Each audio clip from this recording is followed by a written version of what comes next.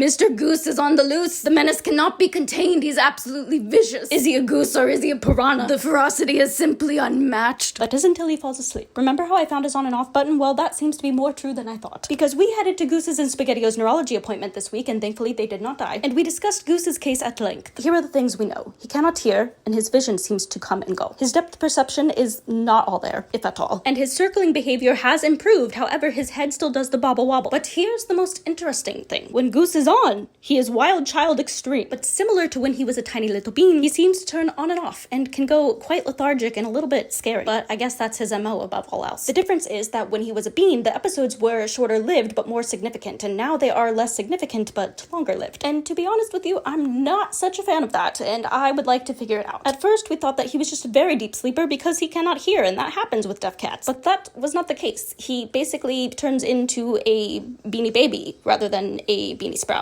And so, although we don't know which direction, we do have some steps forward to take. First, because of his condition on his arrival, we never got around to running our toxo-titer test that we like to do on neurological intakes. And so at his recheck appointment this weekend with his primary vet, we will be running that, as well as his recheck x-rays to figure out what's going on with his poop. Because while he is going just enough, we are still struggling a little bit, and every so often we do need a bit of assistance, which he is not a fan of. So now that he is bigger, we are hoping that whatever is going on is more visible. But in addition to this, we will also be running a bile acid study. While there are no markers in his blood work to indicate any liver issues, sometimes it doesn't show up there. And sometimes liver issues can cause neurological problems, and the inability to grow all the way. And he is still a very tiny little goosey. And you don't always have to have all the symptoms to have liver issues, such as his poop is flawless, other than the fact that it has trouble actually coming out. And so having the bile acid studies will help us to measure those levels even further through his blood work, and give us a closer look at how the liver is functioning, by viewing how those levels compare both before and after eating, which Goose is more than happy to do for them. Now, should this come back normal, we do have another suspicion on the table. And that, my friends, is the sweet, sweet game of narcolepsy, which, honestly,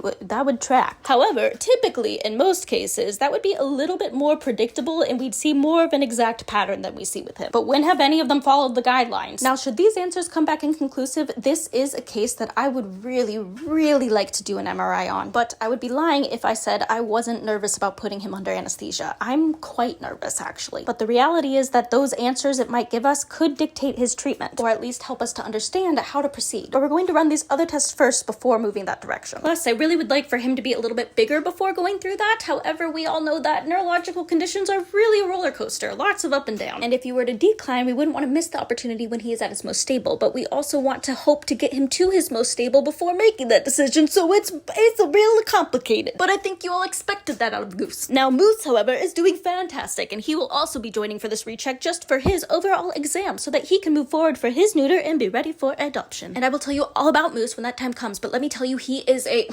A+ cat. 10 out of 10 teleportation skills. He is very confused by Goose and his floor-boundness, but accepts him nonetheless, for it is Goose and Moose. Moose and Goose. Camoose. Gotta work on Goose's caboose. Hopefully give him a little boost, so that he may one day leave the roost. Fury and all.